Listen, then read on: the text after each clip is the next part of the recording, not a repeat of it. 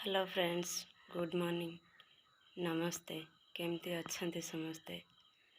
आज बहुत बेणुस उठाई सकाल सकाल बर्तमान भोर टाइम। देखु आपण मैंने झरकार भोर नजारा देखा। तो आज बेणुस उठार कारण ओडिशा रे तो मुख्यतः 12 मासरे मार्गशीर मासटी आमर मुख्य बार सॉरी मास। आसरे 5टी जाक गुरुवार पालन करा जाए। गोटे माणबसा हुए गुरुवार रे, अन्य 4टी आमर पालन भी करा जाए। तो घरे लिपा पोछा झोटी चिता एसबू काम हुए। प्रत्येक गृहिणी कर्तव्य एवं दायित्व। तेणु आम उठी पड़चु भोर भोर। तो भोर कामटे मुख्य। तो चलतु आगे सब काम सारदे, तापर आम झोटी चिता पकेवा। देखु पिला माने भी शोइचंती, उठी नांती कहीं। तो एबे काम आरंभ करिले।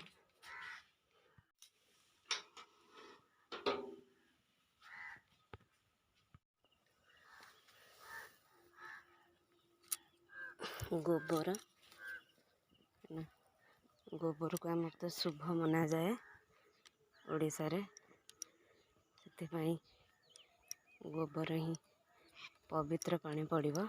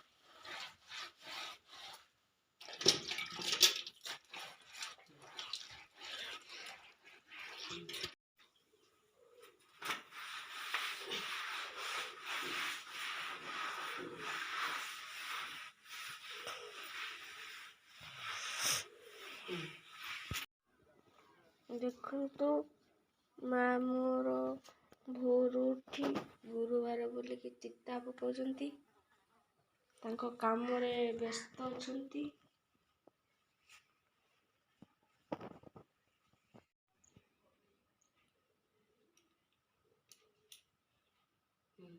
एबे मांकर नित्य कर्म सारिकी पूजा चलीछि।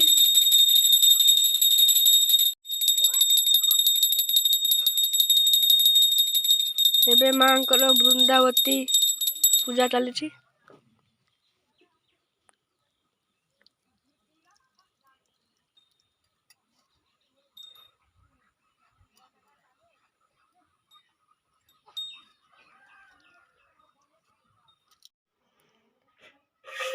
मांकर एबे शंख फुंका चलीछि।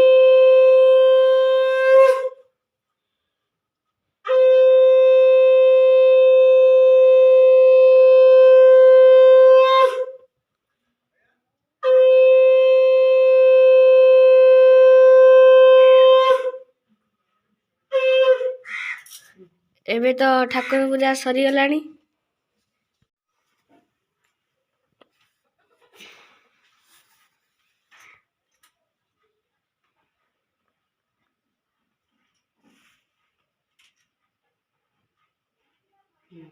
सांग माने फाइनाली सकाळर सब काम सरीगला।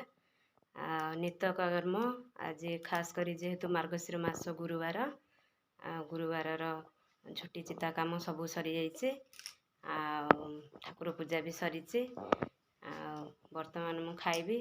ता पूर्वरु मु आपण मानकु देखौछि मु केमती झोटी चिता पकेइछि। प्लीज थरे देखंतु।